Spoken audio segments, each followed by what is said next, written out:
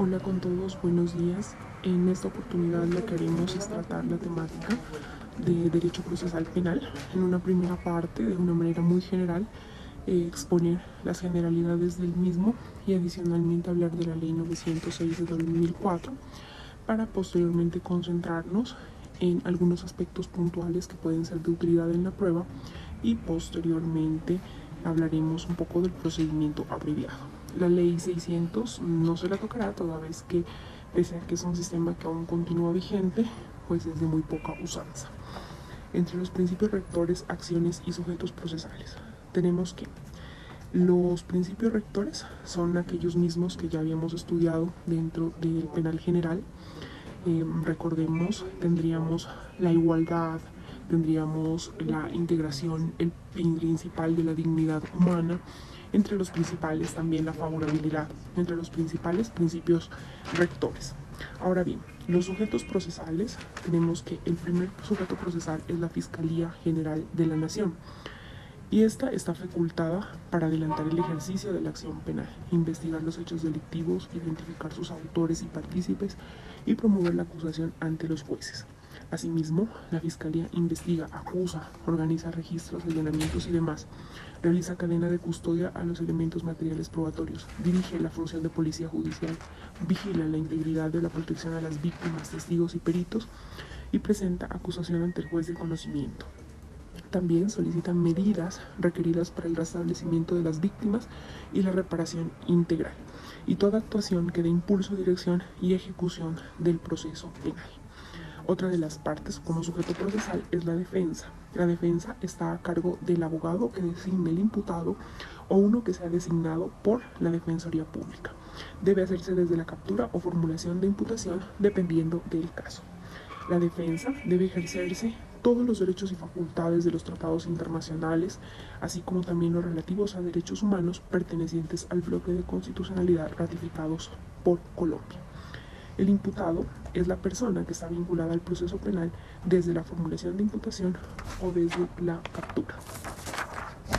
Por otra parte, tenemos que el imputado debe estar debidamente identificado y judicializado por parte de la Fiscalía General de la Nación, gozando de los mismos derechos y deberes atribuidos por la Constitución y el bloque de constitucionalidad. Puede darse una situación que es la persona ausente, aquel caso cuando la Fiscalía no localice a alguien para que formule imputación o tome alguna medida de aseguramiento que lo afecte. Puede solicitar al juez de control de garantías que lo declare persona ausente, adjuntando los elementos de conocimiento que demuestren que ha insistido en su ubicación. El imputado se emplaza mediante dicto que se fija en un lugar visible en la Secretaría por término de 5 días hábiles y adicionalmente debe publicarse en un medio radial y en una prensa de cobertura local. Esta declaración de persona ausente, pues que se da es diferente a aquella figura donde el procesado es renuente a presentarse ante las instancias judiciales y por eso se da aquella figura de la contumacia, se lo declara contumaz. En cuanto a las víctimas, se considera víctima toda aquella persona que ha sufrido algún daño en consecuencia de un delito. Dentro del sistema penal acusatorio, las víctimas son consideradas intervinientes especiales y no partes. La Fiscalía General de la Nación debe atender, asegurar su integridad personal y familiar y proteger su imagen de toda publicidad indebida en su vida privada o integridad. Pueden intervenir en todas las fases del proceso penal. Ahora pasemos a hablar de la jurisdicción. Esta jurisdicción viene dada desde la Constitución Política y es una jurisdicción penal ordinaria única y se extiende en todo el territorio nacional. Su objeto es la persecución y el juzgamiento de las conductas delictivas cometidas en el territorio nacional y de las cometidas en el extranjero en los casos fijados por los tratados internacionales suscritos y ratificados por Colombia. A su vez, la competencia depende de la corporación o de la judicatura que la conocerá. Así entonces tenemos que la Corte Suprema de Justicia en la Sala de Casación Penal conocerá los juzgamientos de los altos dignatarios, como es el juzgamiento del viceprocurador, vicefiscal, magistrado del Consejo Superior de la Judicatura, fiscales delegados, procuradores delegados, grado 2, así como el director nacional y los directores seccionales de la Fiscalía. Por otra parte, la Sala de Casación Penal conoce de la solicitud de cambio de erradicación de procesos penales de un distrito judicial a otro durante el juzgamiento, la investigación y juzgamiento de senadores y representantes de la Cámara, también el juzgamiento de algunos funcionarios, aquellos descritos en el artículo 235 de la Constitución Política. Conoce de la definición de competencia de aforados constitucionales y legales o de tribunales o diferentes distritos. La acción de revisión de sentencia o preclusión ejecutoriada proferida en única o segunda instancia por esta o por los tribunales. También conoce de la apelación contra autos y sentencias en primera instancia de tribunales superiores y el recurso extraordinario de casación. Pasemos a analizar entonces el conocimiento en razón de la competencia de los tribunales superiores del distrito respecto a los jueces penales del circuito especializado. Estos conocerán la apelación interpuesta contra decisiones de ejecución de penas cuando se trate de condenados por delitos de competencia de jueces penales de circuito especializado, la acción de revisión de sentencias y preclusiones proferidas en investigaciones por delitos de su competencia, procesos en primera instancia que sigan los jueces penales de circuito especializados y fiscales delegados ante estos por delitos cometidos en ejercicio o por razón de ellas. También conoce los tribunales superiores del distrito respecto a los jueces del circuito especializado, la apelación de autos y sentencias proferidos en primera instancia, el cambio de erradicación dentro del mismo distrito y la definición de competencia de los jueces del mismo distrito. El Tribunal Superior del Distrito conoce a su vez la apelación interpuesta contra la decisión del juez de ejecución de penas, conoce la acción de revisión de sentencias proferidas por jueces del circuito municipales y del mismo distrito y preclusiones proferidas en investigaciones por delitos de su competencia. También el Tribunal Superior del Distrito conocerá la definición de competencia de los jueces del circuito del mismo distrito o municipales de diferentes circuitos. La apelación de autos y sentencias en primera instancia que profieran los jueces del circuito y sentencias que profieran jueces municipales del distrito.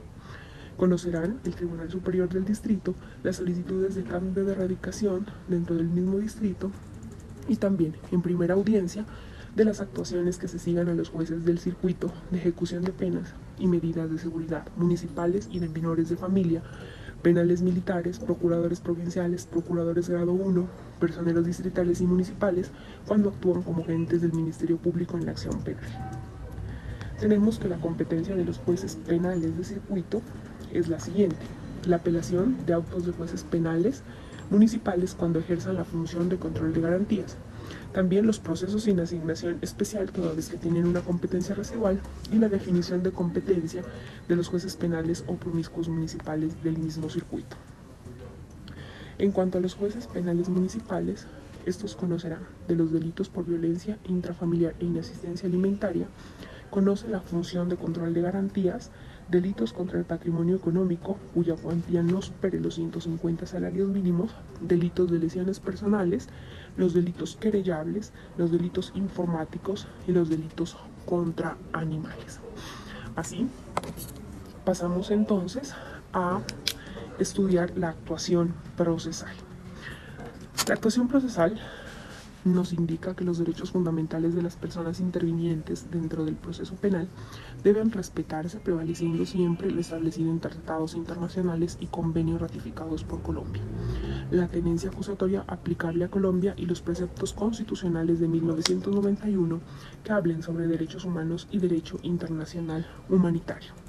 Toda actuación procesal debe ser oral y goza el juez de amplias facultades para sancionar el desacato a los intervinientes del proceso. La estructura de las providencias. Los jueces pronuncian sus decisiones mediante providencias y estas motivan los fundamentos que constituyen la misma. Las providencias se califican en sentencias, autos y órdenes. Estas deben contener como requisitos mínimos la identificación de la autoridad que emite la decisión, el municipio, la fecha y la estructura del proceso penal acusatorio, número de radicado, fundamentos fácticos, probatorios y jurídicos que se tienen en cuenta para la valoración, estimación o desestimación de las pruebas, la decisión adoptada y los fundamentos que motivan la misma, los recursos que proceden contra esta y su oportunidad procesal. En cuanto a las notificaciones y los términos.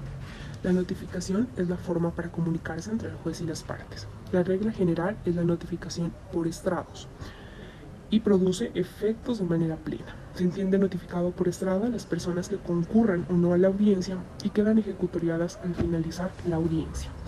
Cuando sea susceptible de recurso, se entiende ejecutoriada cuando se resuelva el mismo. Se debe notificar por escrito a todas las partes intervinientes del proceso a través de comunicación dirigida por telegrama, correo certificado o correo electrónico que hayan aportado las partes. Claro, esto ahora, conforme a la ley 2213, pues habrá sido revaluado bajo el entendido que la comunicación digital es la más aceptada por esta norma, incluyendo la jurisdicción penal. Tenemos que las funciones de policía judicial está conformada por servidores pertenecientes al CTI de la Fiscalía General de la Nación. Su función no es de carácter judicial, pues se encarga exclusivamente de desarrollar la actividad investigativa, concretándose en la búsqueda, fijación, recolección y embalaje de los elementos materiales probatorios y de la evidencia física que permite el esclarecimiento de los hechos. Debe proporcionar desde el primer contacto toda información a la víctima sobre sus derechos y respetar celosamente la dignidad humana. En cuanto a las medidas de aseguramiento, estas pueden ser privativas o no privativas de la libertad. Son solicitadas ante un juez de control de garantías en el transcurso de las audiencias preliminares y se piden siempre que se pueda inferir razonablemente que el imputado pueda tener participación o ser autor del delito que se le atribuye. Busca con ellas evitar la obstrucción de la justicia por parte de la persona judicializada, asegurando la presentación al proceso. También protege a la comunidad y a las víctimas cuando la libertad comprometa la seguridad de la colectividad y garantizar que el acusado cumpla la pena impuesta. No se puede imponer una pena privativa de la libertad cuando ésta no exceda los 4 años en su pena mínima. Causales de libertad.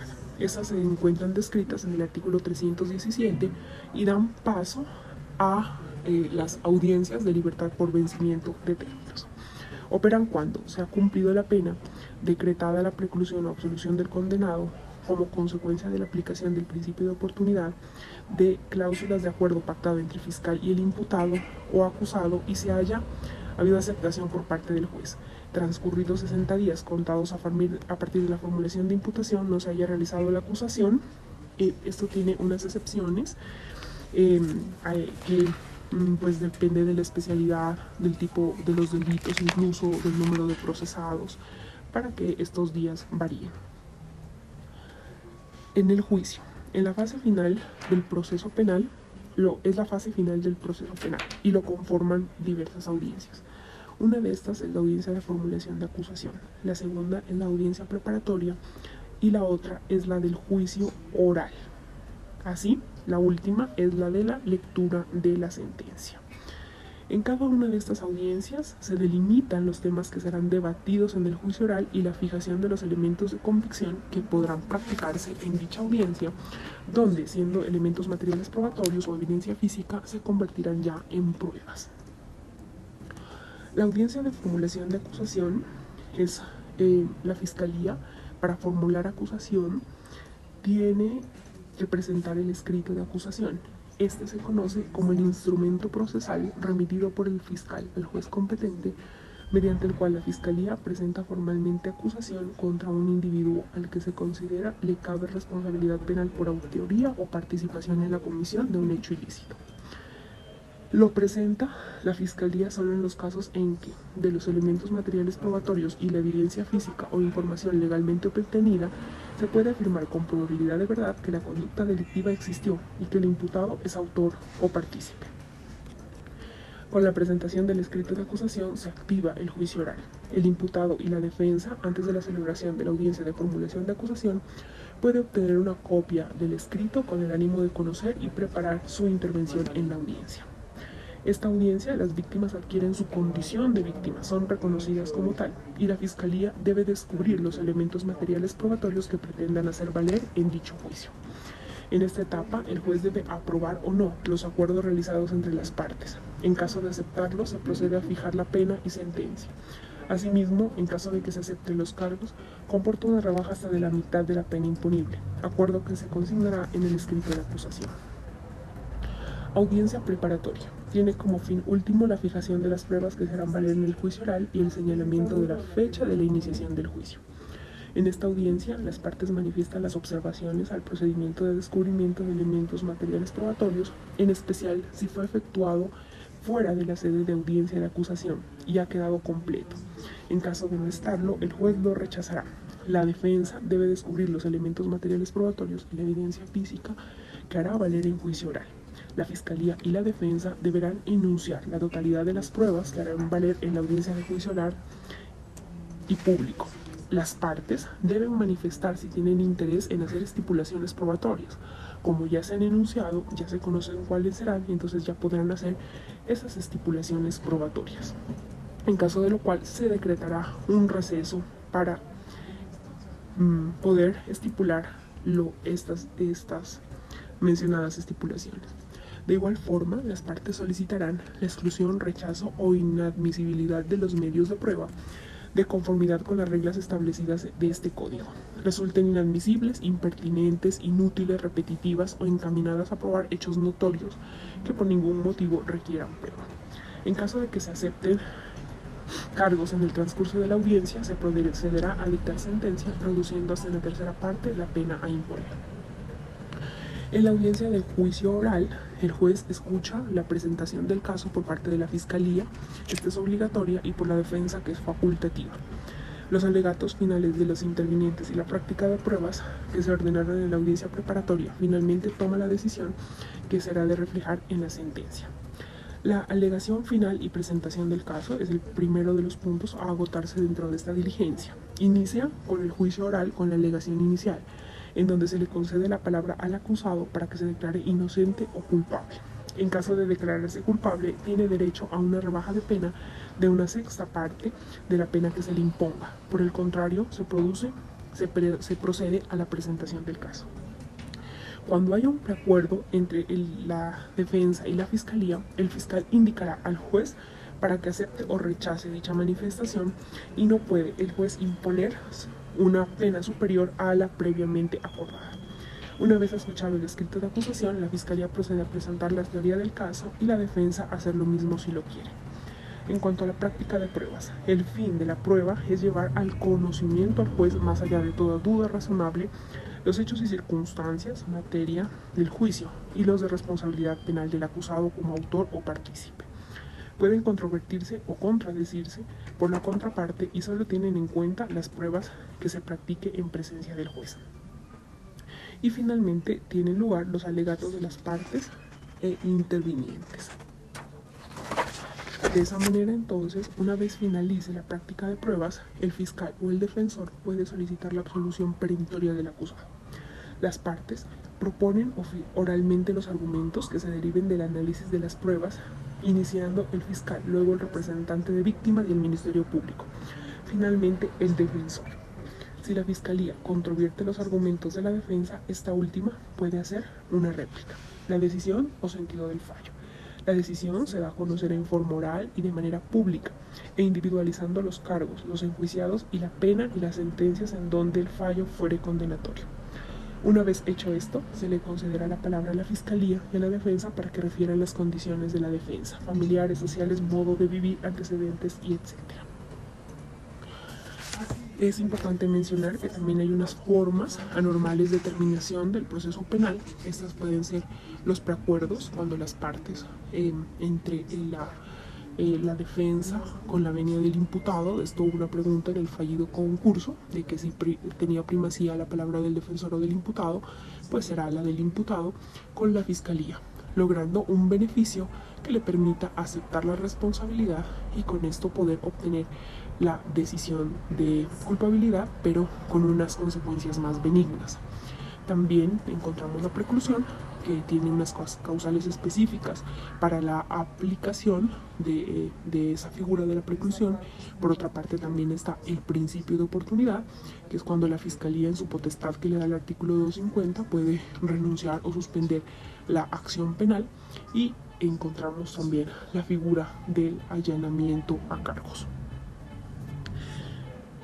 En los delitos pues que pueden ser conciliables también procedería la figura de la preclusión. Se presentan los recursos y las nulidades. En cuanto a los recursos, hay unos recursos ordinarios, el de reposición y el de apelación. En cuanto al recurso de reposición, es el estudio de la decisión por el mismo juez que profirió la decisión, para que revoque o reforme. Procede para todas las decisiones salvo sentencia y se resuelven oral e inmediatamente en la respectiva audiencia. La apelación es la revisión de la decisión de impugnación por el superior jerárquico de quien la profirió. Procede contra los autos adoptados por el desarrollo de las audiencias, salvo en los casos previstos en el Código de Procedimiento Penal, y contra la sentencia absolutoria o condenatoria. Se concede en efecto suspensivo o devolutivo, dependiendo de la naturaleza de la providencia impugnada. Esto lo conseguimos en el artículo 177 del Código de Procedimiento Penal para poder profundizarlo. El trámite de la apelación de autos es de la siguiente manera: se interpone, se sustenta y se corre traslado a los no impugnantes en la respectiva audiencia. En el efecto en que el recurso fuera debidamente sustentado, se concede de inmediato ante el superior en el efecto previsto. Una vez se reciba la actuación objeto del recurso, el juez de segunda instancia habrá de resolver en término de 5 días y citará a las partes e intervinientes. En el evento de un juez colegiado, el magistrado ponente dispondrá de 5 días para presentar proyecto y de 3 días la sala para estudio y la decisión. El trámite de apelación contra sentencias es el siguiente: se interpone el recurso en la audiencia de lectura de fallo, sustentándose oralmente, y se corre traslado a los no recurrentes dentro de la audiencia o por escrito en los 5 días siguientes. Recluido este término, se corre traslado común a los no recurrentes por 5 días. Una vez se haga el reparto de la segunda instancia, el juez resolverá la apelación en el término de 15 días. Bueno, este es un término que pues en la práctica sabemos que no funciona así, y habrá de citar a las partes para la lectura de fallo. En el evento en que la competencia sea del Tribunal Superior, el respectivo magistrado dispone de un término más amplio. En cuanto a los recursos extraordinarios, se tiene el recurso de la casación. Su fin es la efectividad del derecho material, el respeto de las garantías de los intervinientes, la reparación de los agravios inferidos a estos y la unificación de jurisprudencia. El recurso de casación se interpone dentro de los 5 días siguientes a la última notificación y tiene un término de 30 días posterior para presentar las causales invocadas y sus fundamentos. En el evento que la demanda no sea presentada en el término señalado, se declarará desierto el recurso a través de un auto que admite el recurso de reposición. Una vez admitida y mediante auto respectivo, la audiencia de sustentación se celebrará dentro de los 30 días siguientes. En caso de que la Corte encuentre o acepte como demostrada alguna causal propuesta, se debe dictar fallo lo más pronto posible. El fallo es leído dentro de los 5 días siguientes a la expedición de la nueva decisión. En cuanto al recurso extraordinario de revisión, este procede contra las sentencias ejecutoriadas. Puede ser promovida por cualquier interviniente en el proceso, siempre que hayan sido reconocidos jurídicamente y se dé alguna de las causales contempladas en el artículo 192, y debe hacerse por escrito. Su admisión se decide dentro de los 5 días siguientes y se notificará personalmente a los demandantes. Admitida, se abrirá prueba por 15 días y se practicarán las pruebas decretadas en audiencia en los 30 siguientes. Es obligatoria la presentación de alegatos para el demandante y una vez escuchados, se debe adoptar la decisión. Cuando se encuentre fundada la causal invocada, el fallo puede darse en los siguientes sentidos. 1. En el evento de prescripción de la acción penal, ilegitimidad del querellante, caducidad de la querella u otro evento que genere la extinción de la acción, y la causal referida al cambio favorable del criterio jurídico de sentencia emanada de la Corte. Declarará sin valor la sentencia objeto de la acción de revisión y dictará la respectiva providencia que corresponda. Y el segundo sentido es que en los demás eventos, la actuación será devuelta al despacho judicial de la misma categoría, diferente al que profirió la decisión, con el fin de que se tramite nuevamente a partir del momento procesal en que se indique. En cuanto a las nulidades Ninguna nulidad puede declararse si no es exclusivamente por las causales estipuladas en el Código de Procedimiento Penal. Este principio de taxatividad también fue preguntado en el examen anterior. Las nulidades. Ninguna nulidad puede declararse si no es exclusivamente por las causales estipuladas. Ahí está el principio de taxatividad.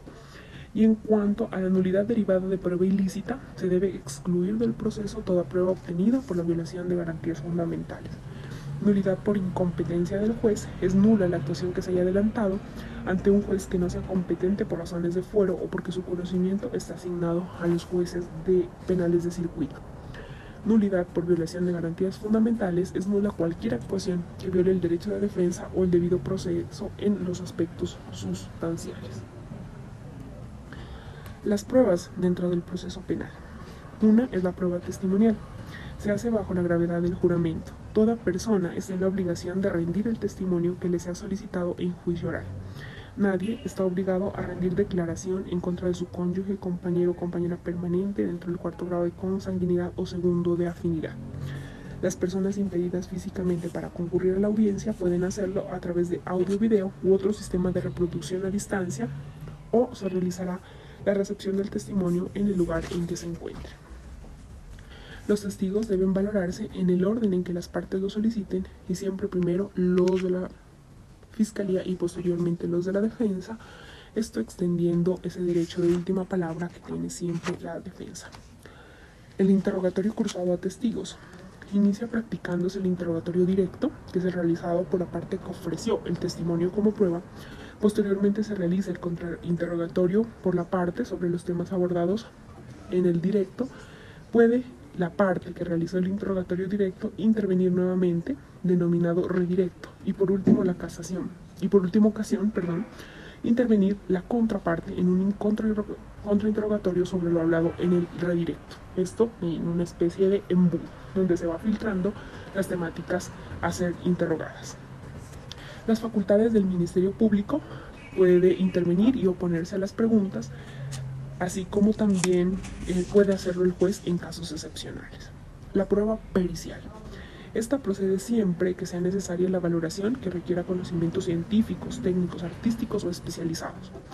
Puede ser prestado por expertos de la Policía Judicial, del Instituto Nacional de Medicina Legal, entidades públicas o privadas o particulares especializados en la materia. Son considerados como peritos toda persona que cumpla con los requisitos establecidos en el 408 del Código de Procedimiento Penal. Deben rendir su concepto en la audiencia de juicio oral, acompañando por informe escrito. Las partes pueden presentar informes a peritos de confianza y solicitar que sean citados en el interrogatorio en el juicio oral. Solo serán procedentes los informes de perito y su citación que sean aceptados en la audiencia preparatoria. Prueba documental. Para efectos del proceso penal, se entienden por documentos los mencionados en el 424, y salvo prueba en contrario, será auténtico todo documento mencionado en el artículo 425. Se puede probar su autenticidad cuando se reconozca por la persona que lo ha elaborado, por quien lo escribió, lo imprimió o lo produjo, manuscrito o firmado. Ningún documento anónimo puede admitirse como medio probatorio documental.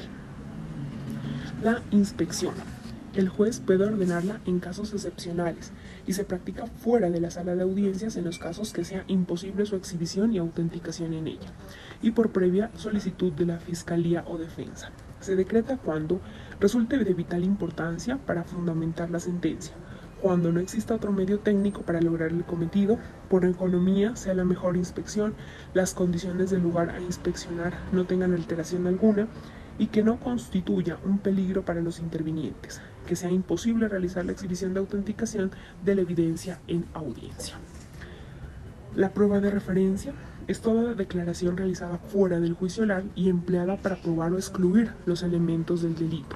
La participación del acusado en las circunstancias atenúan o agravan la pena, naturaleza y el daño es considerada como prueba de referencia. Es admisible solo cuando: 1. Quien declare bajo la gravedad de juramento que ha perdido la memoria y se corrobora pericialmente. 2. Sea víctima de secuestro, desaparición forzada o similar.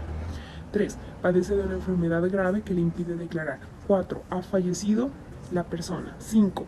estén las declaraciones consignadas en escritos o archivos históricos. 6. Es menor de 18 años y víctima de los delitos de libertad, integridad o formación sexual, así como también las víctimas del acceso carnal violento en persona protegida, o actos sexuales en persona protegida, o prostitución en persona protegida, trata de personas, tráfico de niños y adolescentes y uso de menores de edad en la comisión de delitos. Puede convertirse toda prueba de referencia en los términos de la prueba testimonial, pero la diferencia que el valor suasorio tendrá que darle el juez de acuerdo a la integralidad de las pruebas o lo que conocemos como comunidad de las pruebas. También la jurisprudencia ha desarrollado lo que se conoce como el testimonio adjunto, que es que ingrese cuando hay una retractación, el testimonio dado por la parte que ha ido a la audiencia, más los elementos en los cuales consignó una versión inicial. Me permitiré en este momento dar algunas apreciaciones que a lo largo del código parecen resultar muy importantes. Por ejemplo, cuando hay cosa juzgada, eventos de violación de la cosa juzgada. Podemos hablar que hay cosa juzgada cuando hay una identidad del sujeto. Esto es, que el sujeto incriminado debe ser la misma persona física en los procesos de índole penal. Esto para aclarar o darle alcance al non bis in idem. Identidad del objeto, es decir, sobre el hecho respecto del cual se solicita la aplicación del correctivo penal. Debe existir correspondencia en la especie fáctica de la conducta en los procesos de igual naturaleza. Y 3. Identidad de la causa, puesto que el motivo de inicio del proceso penal debe ser el mismo en ambos casos. Sigamos ahora para estudiar un poco lo que es el fuero penal indígena, porque esto no lo pueden preguntar tanto en constitucional como también no lo pueden preguntar en el área de lo penal. En cuanto al fuero penal indígena, tenemos que hay 4 fueros para identificar. El primero es el personal. El acusado de un hecho punible o socialmente nocivo pertenece a una comunidad indígena. El territorial. Las comunidades indígenas pueden ejercer su autonomía jurisdiccional desde su ámbito territorial. Así, la conducta para ser investigada por ellos mismos debe recaer en el interior de la conducta. La noción del territorio no se agota en la acepción geográfica del término, sino que debe entenderse como un ámbito donde despliega la cultura. El territorio abarca incluso el aspecto cultural, lo cual le otorga un efecto expansivo. Esto quiere decir que el espacio vital de las comunidades no coincide necesariamente con los límites geográficos de su territorio, de modo que un hecho ocurrido por fuera de estos límites puede ser remitido a las autoridades indígenas por razones culturales. Esto es lo que se conoce como territorio extendido. Institucional. La existencia de una institucionalidad al interior de la comunidad indígena, la cual debe estructurarse a partir de un sistema de derecho propio conformado por usos, costumbres, tradiciones y procedimientos conocidos y aceptados por la comunidad. Y el objetivo se refiere a la naturaleza del bien jurídico tutelado y fue introducido por la Corte Constitucional en la sentencia T-552 del 2003, indicando que este elemento constituye, en torno a la gravedad de la conducta y la definición resulta básica, la aceptación de umbral de nocividad, la evaluación de la misma. Los criterios de este elemento objetivo son: la excepcionalidad de la jurisdicción especial indígena debe armonizarse con el principio de maximización de la autoridad de comunidades aborígenes. 2. Entender que el fin último de la jurisdicción especial indígena es dar solución a los asuntos internos de las comunidades originarias. Ignorando la importancia de la Constitución, ha otorgado la autonomía indígena como fuente de aprendizaje de distintos saberes. Y 3. El Consejo Superior de la Judicatura, como juez natural de los conflictos de competencia. Bueno, esto ya se ha revaluado conforme a hoy. Los conflictos los conoce la Corte Constitucional entre jurisdicciones. Puede aplicar por analogía los criterios que ha desarrollado para definir diversos tipos de conflicto de competencia. Por ejemplo, uno de los ejes que se pueden tener en cuenta es el eje axiológico. Adicionalmente, tenemos, bueno, esto nos puede servir mucho al momento de establecer si se trata de una inimputabilidad o puede ser también un error en la prohibición que se puede llegar a establecer al conocer este tipo de fueros indígenas. En cuanto al trámite de reparación integral, que son esos efectos civiles que puede tener una sentencia de orden penal, este se lleva de la siguiente manera. Una vez esté la sentencia condenatoria en firme, debe haber una solicitud de reparación integral, que en algunos casos, como por ejemplo cuando se trata de menor de edad, esta deberá ser de oficio. Esta solicitud de reparación integral puede dar paso a una conciliación. Si esa conciliación se da y surte efectos logrando un acuerdo conciliatorio, pues termina la reparación o el incidente de reparación integral. O de lo contrario, se formula la pretensión y se indican las pruebas que se harán valer. En este caso, entonces, se realizaría la recepción de las pruebas, se haría la práctica de las pruebas y los alegatos y finalmente se tendrá una decisión. Analicemos también lo que tiene que ver con las actuaciones que requieren y las que no requieren autorización judicial para la realización. Esto de aquellos actos que realiza la Fiscalía una vez pues ha diseñado su programa metodológico.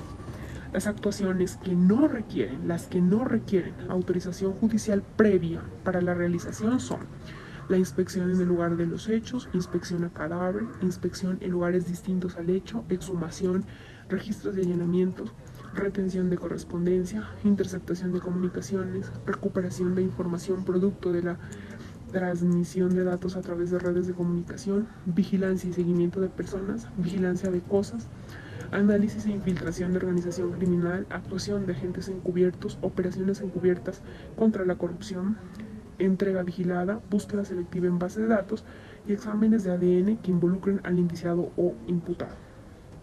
Las que requieren definitivamente autorización judicial son las actividades que adelante la Policía Judicial en desarrollo del programa metodológico de la investigación diferentes a las previstas anteriormente y que impliquen afectación de derechos fundamentales.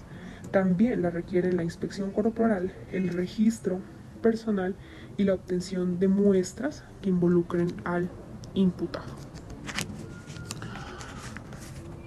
Pasemos seguidamente a examinar lo que atañe a la congruencia, este principio de congruencia.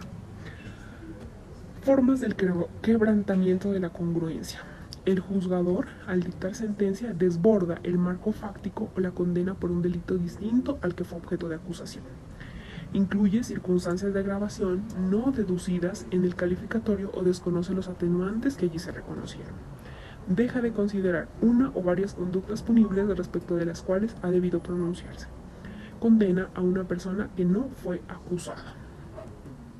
El esquema para los requisitos para proferir sentencia por conducta distinta a la contenida en la acusación son 3. Que el punible de la nueva imputación debe ser de menor entidad, que la nueva imputación debe respetar el núcleo fáctico de la imputación y que se respeten los derechos de las partes. El procedimiento especial abreviado, que surge a partir de la ley 1826 del 2017, hubo una pregunta en el concurso anterior que hacía referencia el procedimiento especial abreviado. Pues sabemos que tiene unas figuras particulares para ser atendidas. Lo primero es poder identificar si el delito requiere de denuncia o de querella. En ese orden, entonces, se tiene que arranca la fase de indagación. Y aquí una de las primeras, diferencias que se pueden presentar con la ley 906 es que se puede hacer una conversión de la acción pública a una acción privada. Para ello, entonces, se deberá hacer la solicitud de conversión. Una vez se haya decidido sobre la conversión, pues siempre habrá la posibilidad de reversar dicha decisión, pero digamos que lo haga bien la Fiscalía o que ya lo haga bien el acusador privado, esto se debe seguir adelante con el traslado del contenido del escrito de acusación, pues recordemos que aquí ya no existe la audiencia de imputación. Entonces, una vez se corra el traslado del escrito de acusación, entendemos que se debe surtir entonces una audiencia concentrada. y dentro de esa audiencia concentrada deberá agotar en la misma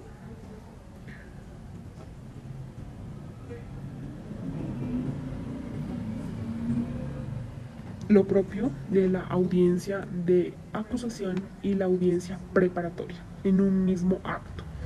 Finalizada esta, entonces se dará paso a la audiencia de juicio oral y podría concluir entonces con la individualización de pena y la sentencia. La notificación de la sentencia será trasladándose la decisión por escrito a las partes para que éstas puedan presentar los recursos que consideren. ¿Cuáles delitos van por el procedimiento especial? Son aquellos que requieren querella para el inicio de la acción penal y adicionalmente unos que describe el artículo 534, las lesiones personales, el hostigamiento, la inasistencia alimentaria, el hurto calificado, el hurto agravado, exceptuando un numeral, la estafa, la corrupción privada, violación a mecanismos de protección de derechos de autor, la falsedad en documento privado, entre otros delitos que han quedado descritos para llevarse a cabo por medio de este procedimiento abreviado.